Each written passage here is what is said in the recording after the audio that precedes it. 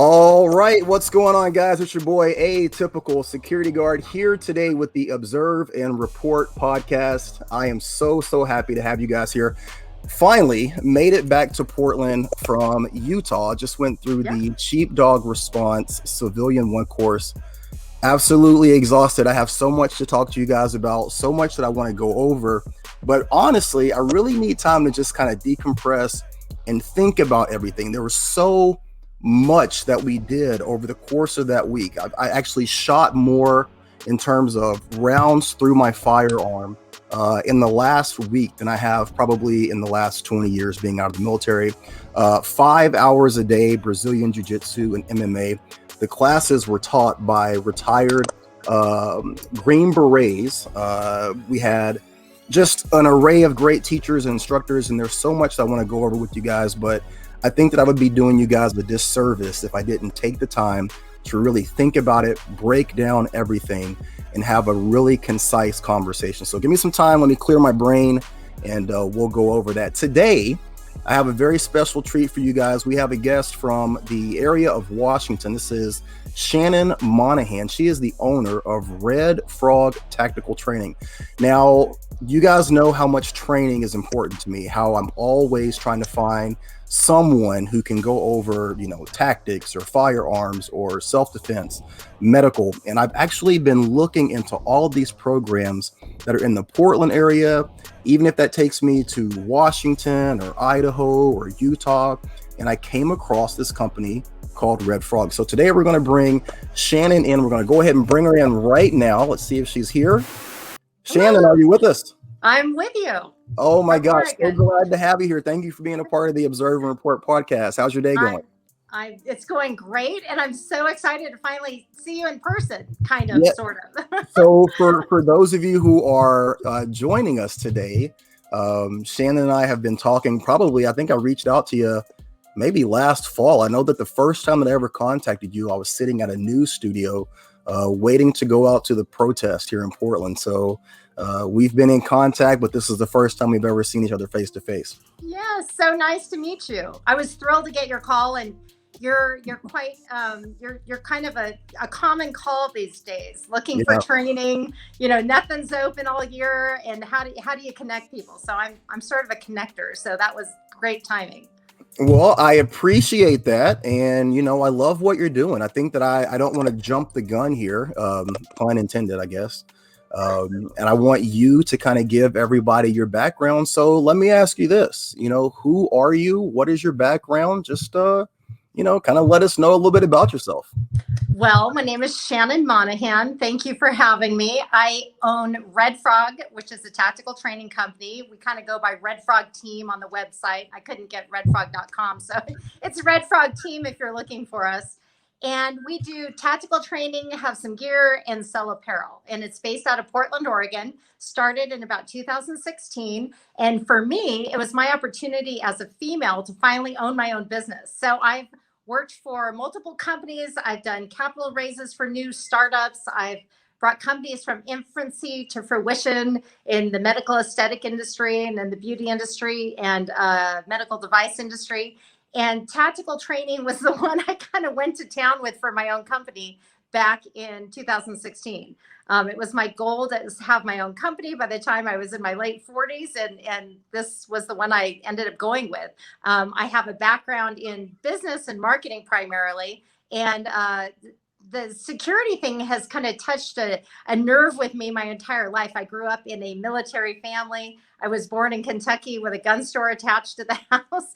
And so I've always been around firearms. I raised my children around firearms out in the country and had that mother bear instinct of, to protect.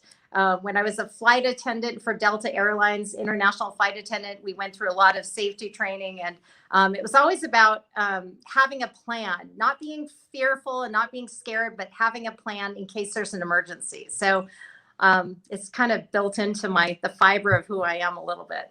I think that for anyone that's on the West Coast and maybe even on the East Coast, I think it's hard for people to understand the difference. And this is no disrespect to anyone on any of the coast, but women from down south are completely different. I mean, I grew up in Arkansas. I went to the military in Texas. I spent time in Mississippi. There is a fire in the women that come out of the South that just leads you guys to being, leaders and entrepreneurs and just real go-getters. I'm interested, how did you get into the 2A community? This is something that primarily on the surface is a male dominated industry, specifically when we're talking about tactical training. So what led you to the point of maybe getting involved? I know you said you grew up in Kentucky and clearly firearms is a part of the fabric of that community down south, but what led you to the 2A community in terms of tactical training? Well, just to be clear, I was born in Kentucky and then, hauled out here. I was adopted into a military family and moved out to Portland years ago. So Portland is my home, and I grew up here and have loved Portland up until about the last couple of years. But what led me to the tactical community, it kind of started with my passion for tactical when I built a log house out in the country, and I was around a lot of guns in that period, starting at about 2000. Later on, after working through a couple companies, I met some people that were in the SOF community, the Special Forces community. They were coming out of that world, the contracting world, and looking for opportunities. And from those relationships, I found that there was kind of a gap between what the military has spent millions on in training and what the civilians need. So taking that military education and applying it to a civilian, practical use. At the time, there were a lot of active shooters going on. So there was a lot of Newtown had just happened. That was devastating. And quite frankly, it was what really led me to kick off the company, looking at the opportunity to provide active shooter training or threat assessments for schools and campuses and so forth. So that was the initial concept of the company. And from that, kicking it and launching it off with that, while I was trying to get those contracts, I have a product background. I love bringing products to market.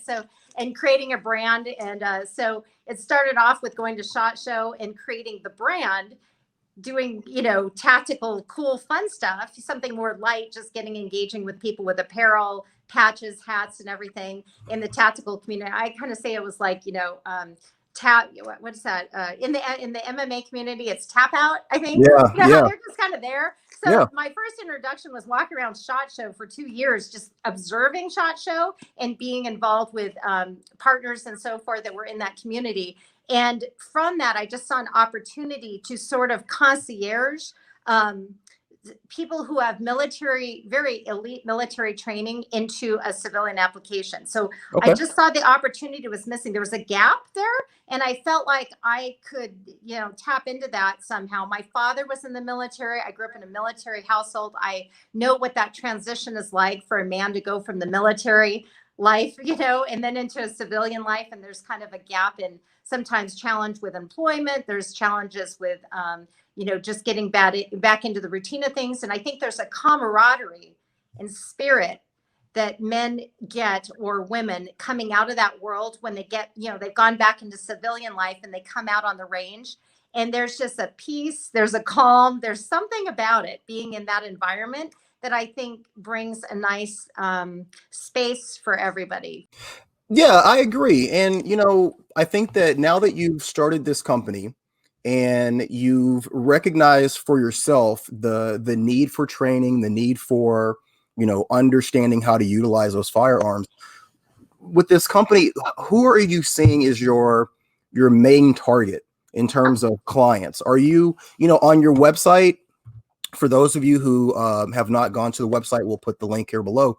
But your website, it's got everything from law enforcement officers to children to a lot of women. So I think that you have an all-encompassing idea of who you're trying to attract, but who are you finding are being your main clients?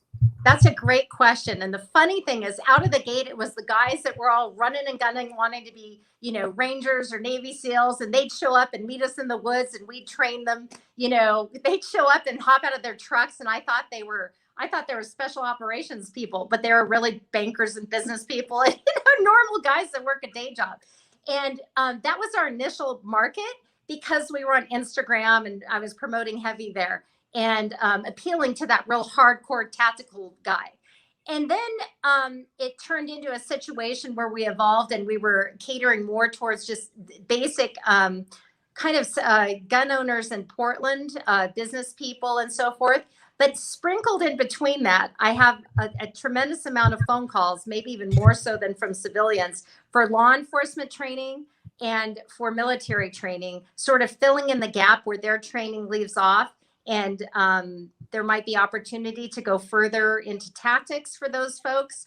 So interesting, no matter what training we do, it's funny because we'll have there'll be a civilian class, there'll be a military class or a law enforcement class. And at the end of the day, it's about the fundamentals.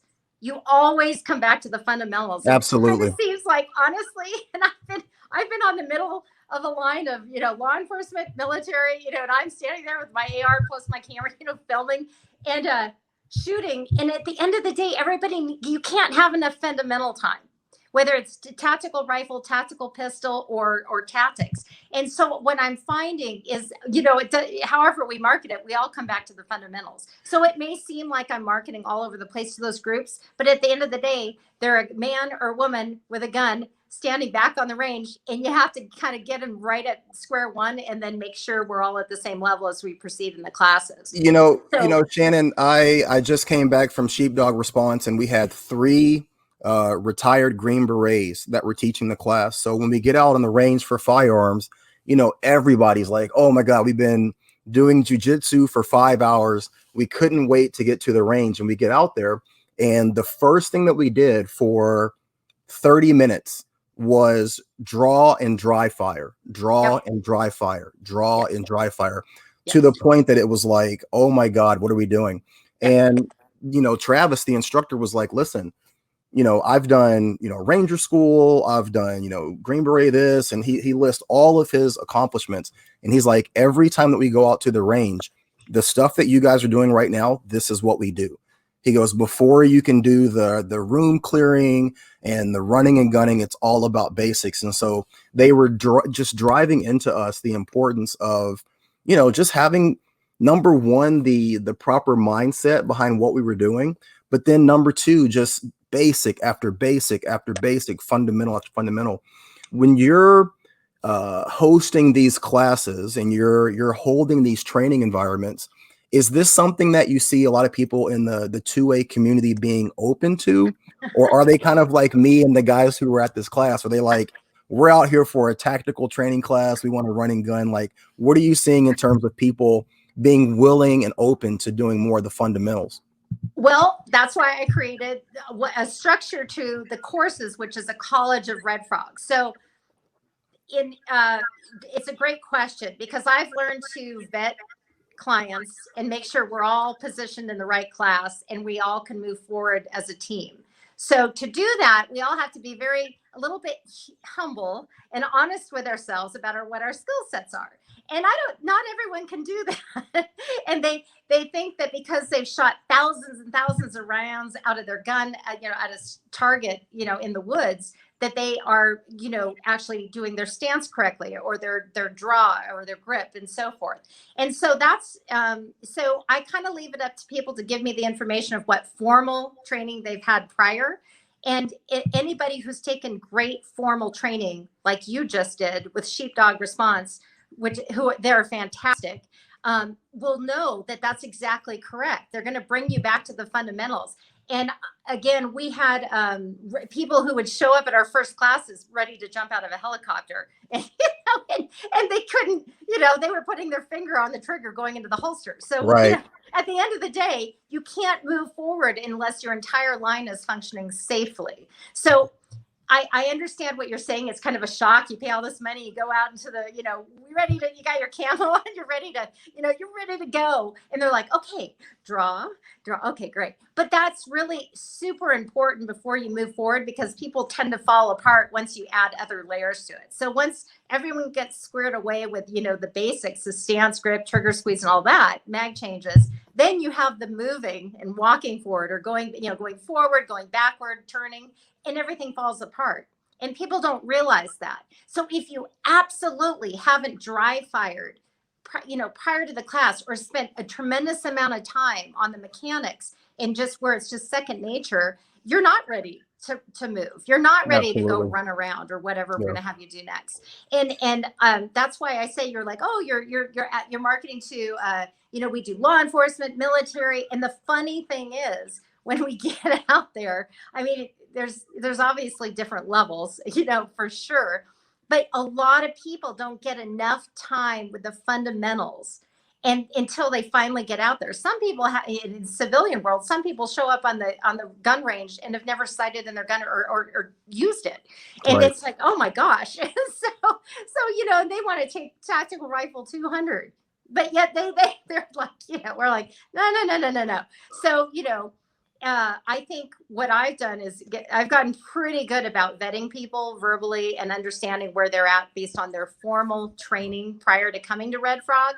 And I say formal because there's a difference between your buddy kind of, showing you what to do in the woods and what you just went through with the training you went through in Utah, which was probably fabulous training. It was outstanding. I literally, I just got home not too long ago, and I really need time to kind of go over in my mind and process what I just went through. And what's so crazy about it is that it was so in depth, but that was the level 1 class. I'm like, what in the hell are we going to be doing in level 2?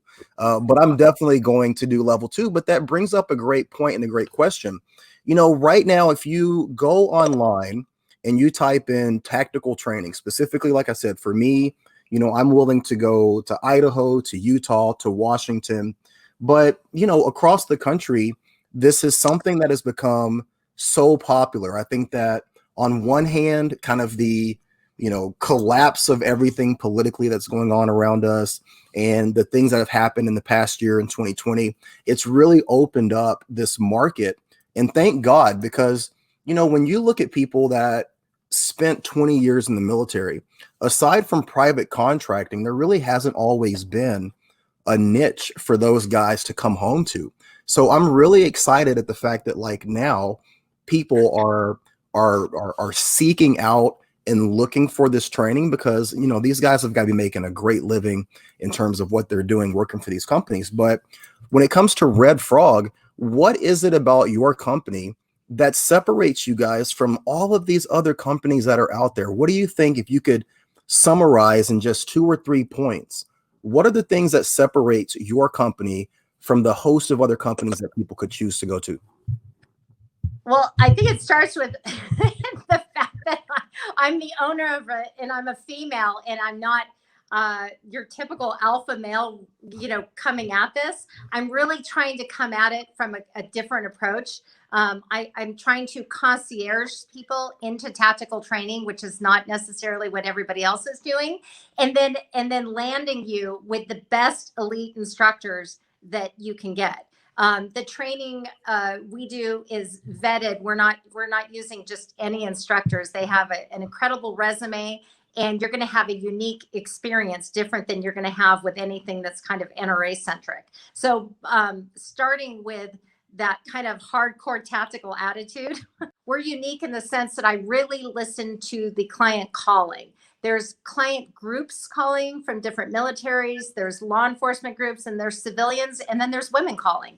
And I feel like I try to really concierge the training to what their needs are. So not everyone is in the same environment. Not everyone in military needs the law enforcement type training. Not every woman wants to hear, the hardcore stuff. She's in an environment completely different. So I think the third point is I make sure we tailor what we're going to provide you, whether it's a tactical 2-day, whether it's a 2-hour class for a woman, because, maybe that's all she has time for, or it's a 5-day intense, all the way from, pistol, rifle, primary, secondary, into vehicle mobility. Whatever that is, I listen and I make sure that group or that particular need is met for whether it be civilian, law enforcement, military, or, private training for women, which I actually started more during COVID because I was able to take the time because I don't teach the main big hardcore classes. Well, hang on. Before we get to that, I want to say 2 things here. number one, I think that this concept of being a concierge, and maybe some people who are watching this are unfamiliar of what a concierge is. And I don't mean this in any sort of derogatory term, but if you go to, I'll never forget, I took a vacation. This was 20 years ago. I went to Miami and I was married at the time. My wife, my ex-wife was a speech language pathologist, and she was working for a very big school district. And we stayed at this really nice hotel. And when you went down to the lobby, they had a concierge. And there was a guy who his entire job was to get you whatever you needed, right? So if we wanted to go to dinner, we would say, Stephen, where should we go to dinner? And Stephen would say, well, what do you like? Oh, we're looking for, steak. Okay, well, do you like steak or do you like top of the line steak? Well, I like top of the line steak. Okay, what's your price point? Well, my price point is blah, blah, blah. All right, well, then you need to go to Jeremy's on 5th. Matter of fact, let me go ahead and call him. I'll make a reservation for you. So a concierge is like a person that facilitates whatever it is that you're looking for. And I think that this concept around you facilitating the proper placement, instruction, time, place, and that's exactly what you did for me. For transparency, on my quest to find training, I reached out to Red Frog, got in touch with Shannon, and it was an evening where I was literally waiting to go out to a protest, and I'm in the parking lot. It was And like 9 o'clock. I think I was in bed. It's like 9 o'clock at night. Because you get these numbers online, and it's like, I'm going to call, and it's going to go to some answering machine, and you're like, hello, and I'm like, I'm looking for some training. Yeah. And I could tell by the way you were talking to me that you're like, why is this guy calling me at 9:15 in the evening? Like, you're like, what's your history? What do you do again? So sorry. As soon as I knew it was a Red Frog call, I was fine. And everyone that knows me and everyone that knows Red Frog knows that I'm literally the one-stop shop. Like I handle just about everything, and I'm a 24-hour customer service kind of gal. And I just think that's important because we do get at these ideas, questions. And that's when you have time to, kind of take care of yourself and invest in yourself and some training.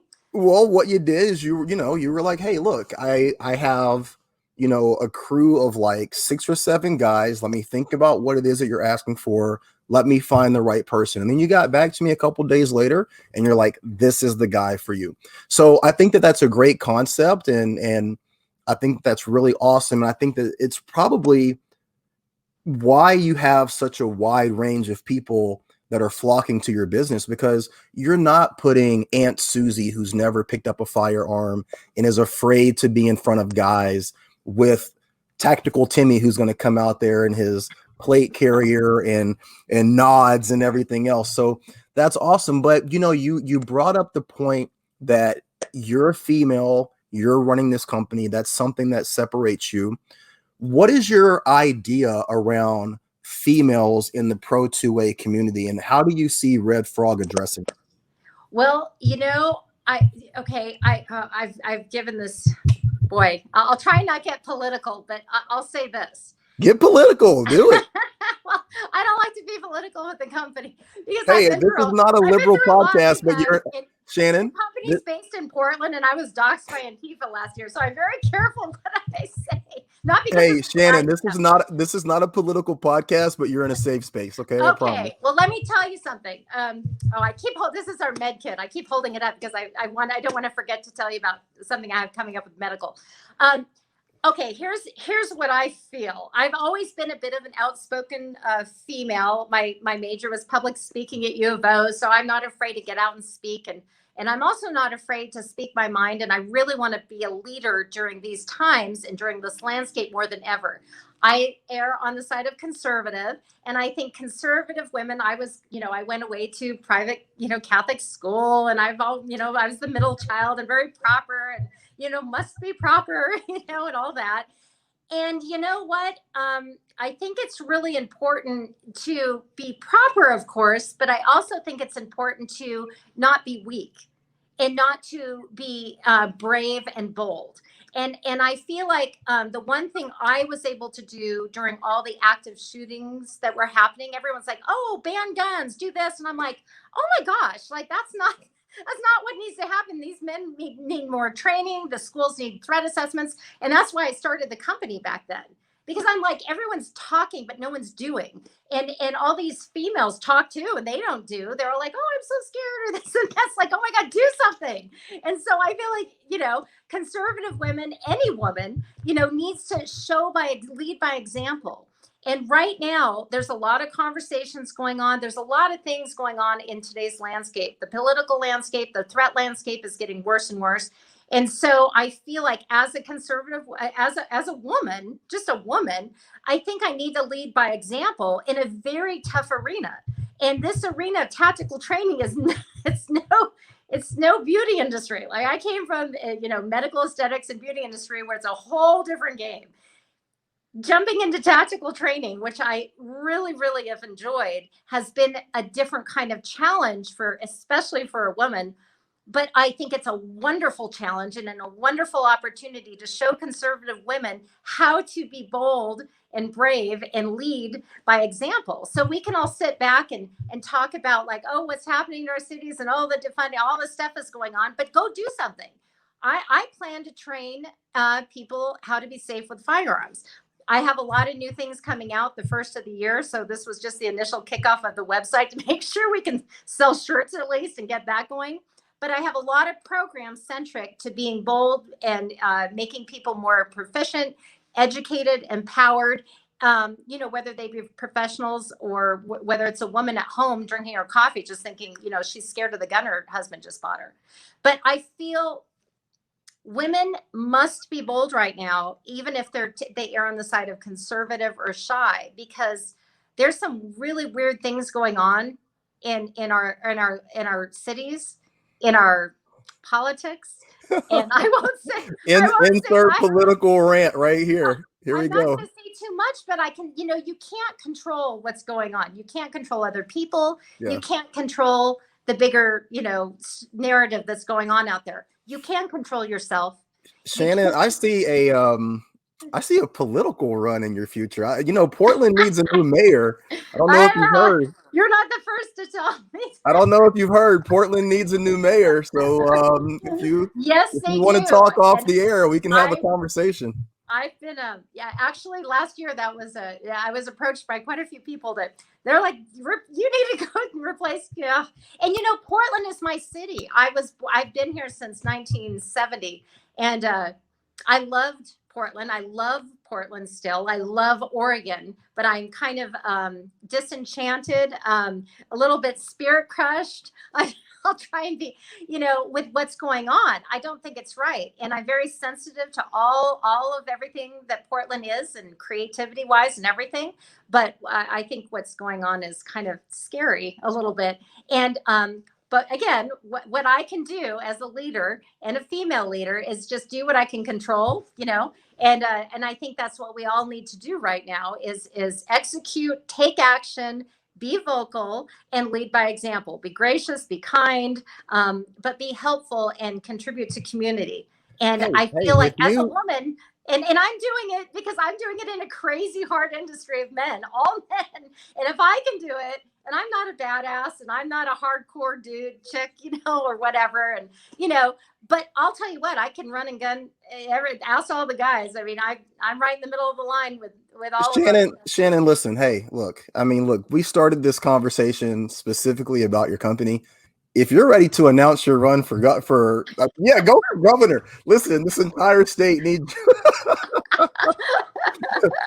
All right, let me wrap this up. So listen, I want to ask you this. What are your final thoughts in terms of security? So we've kind of touched on a lot of things here. We danced on some political stuff. We talked about the female aspect of you getting into the 2A community, you being an owner of a company that teaches tactical training as a woman. What specifically for the people that are watching that are in my community? So we're talking about entry-level security guards. We're talking about those people who are new to law enforcement at the very, very, very bottom level, those security guards, armed, unarmed. What can your company do to help with training for that, number one? And then number two, what's just your general advice as someone who, cares about this country, cares about first responders, cares about the betterment of people who are trying to do the right thing? What's your advice to officers in general?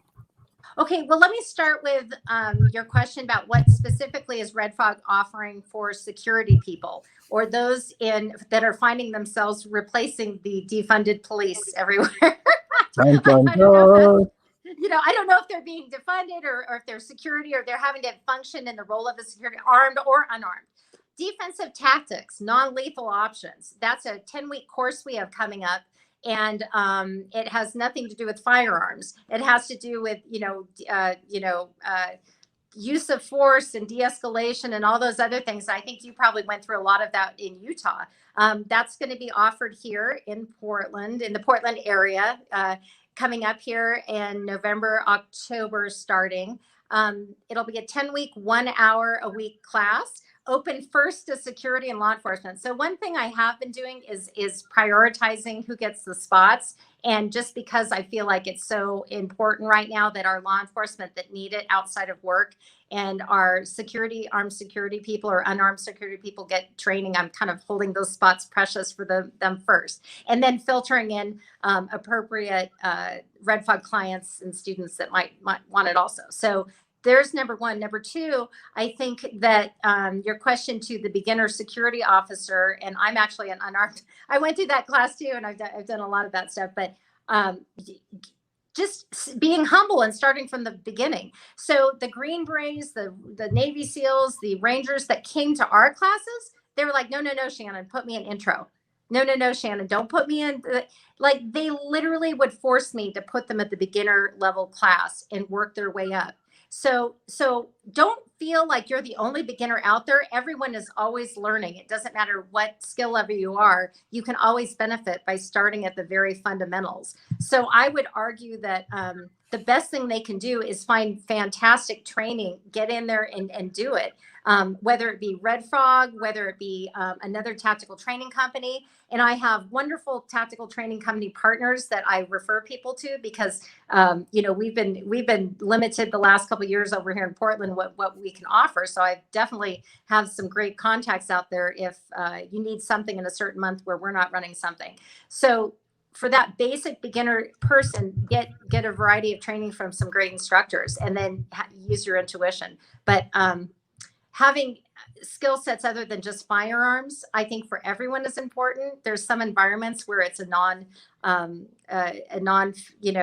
it's a gun-free zone and you can't have a firearm. So you better have some other skills, non-lethal options. And that's fantastic. You don't have to pull out your gun all the time. You have to have the confidence to navigate a threat calmly without, overreacting. And then I think the way everyone does that is having some wonderful proficiencies on different things. Outstanding. I think that's all great advice. Now, before I let you go, Shannon, here, you currently have your own podcast. If you want to go ahead and shout that out and where people can find or listen to or download your podcast, I'd love for people to be able to hear what you're talking about. My podcast is Red Frog Stop, Listen, Shoot. It's out there in podcast world. It's being hosted by Talkcast PDX, but you can find my latest one on redfrogteam.com at the bottom of our homepage. I've done about 5. I'm learning, like you, how to do it. You're fantastic, but I'm still learning the podcast game. And we have some interesting topics. I wanted to kick it off with some kind of local information and then move into actually subject matters that will be kind of diving us into training. So You'll notice I talk about a little bit about combat medic stuff because I think everyone needs to go through medical training before they even go through tactical training, and they usually don't. They usually add that on later. But anyway, you'll find some interesting topics coming up on the podcast, and it's going to give you some insight in what we are going to be revealing throughout 2022 with Red Frog. Shannon, give us a little bit of insight right now. We got a couple more minutes here. Let's talk about the bag that you keep showing. What's going on with the medical bag there? Okay, so this is our medical bag. I have a phenomenal new combat medic instructor. His name's Brian. You can listen to him on, I think the latest podcast might be episode 5. We talk about just, the basics of, what to do in an emergency situation, whether you're a professional or you're a mom in a situation out in the country and you're dealing with a bleed out and so forth. We offer this kit. It's a Bear Independent kit. I sell it on our website. But more importantly, Brian developed a product that's a very simple cotton strip, and we talk about how to use that cotton strip. If you don't have a tourniquet, if you don't, if you're in a hurry and you don't have all the fancy stuff that the kit comes with. So that's one thing. What was your other question? I was just asking about the kit itself. So you've explained that. Okay. Now, is this something that you're selling on your website, or? We are. As a former flight attendant, it was always about having the red book or the emergency equipment. So I like everything red that relates to emergency. I keep this in my car. I have one in my house. I know how to use it. This is a new thing that we're talking about, and I'll explain. Listen to the podcast and you'll hear about this. And actually, if you join our national membership on Red Frog, you get this new product actually free with membership. So check that out. It's called a Ranger Rag. And again, we'll teach you more about that. But basically, again, my goal is to concierge people into tactical training. We're going to give you camaraderie. We're going to give you social engagement with our membership. We're going to give you some product. And then we will offer you the opportunity to get into some tactical training if you're around the places we're going to be offering that. I love it. We have some cool things coming up. I can't tell you everything yet. Well, Shannon, two things. Number one, I would love to be a guest on your podcast. Okay. Oh, I'd love to have you. And then number two, I'm going to be talking to you when we get off air here about the non-lethal. I'm always down. I think a 10-week course, I'd be absolutely all over that. And listen, I just want to tell you a couple of things. Number one, it's a breath of fresh air to see a female who is leading the way. I think that we need that. I'm very, very, very impressed with everything that you're doing, your passion, your professionalism, also your love for the city of Portland. I'm new here and I see the potential. I don't say that to be, condemning of what's happened here, but I see the potential of this city and I don't want to leave. I feel like this is a great place and we need voices like yours. I think we also need voices like mine. And if we can get more people to be comfortable speaking out against just the absolute lunacy that's going on here, I think that we can turn this thing around. So I'm happy to meet someone else who is just as fed up, but also is taking charge of the situation and utilizing their voice to hopefully make some change. So I commend you with that. I want to thank you so much for being a part of this podcast, being a part of what we're doing here. And again, I want to thank you personally for putting me in contact with some great instructors and helping me in my search to be a better officer, better guard, and be more proficient with a firearm. So your goals of being a concierge in terms of putting people in contact with those that can help them, you're being very successful with that. And I can say that from a personal standpoint that you've helped me tremendously. So please continue doing what you're doing and continued success. Okay. Thank you. Thank you. All right. I want to thank you so much. All right. Hey guys, I want to thank you so much for being a part of the Observe and Report podcast.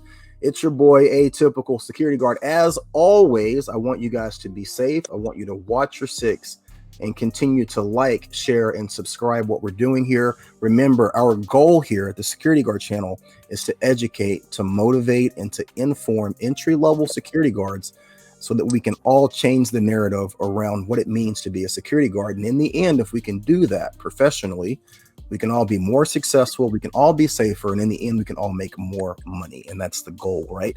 All right, you guys have a great night. I will come back to you later on this week. We'll go over my time with sheepdog response. And as always, thank you guys so much for being a part of what we're doing here. Be great.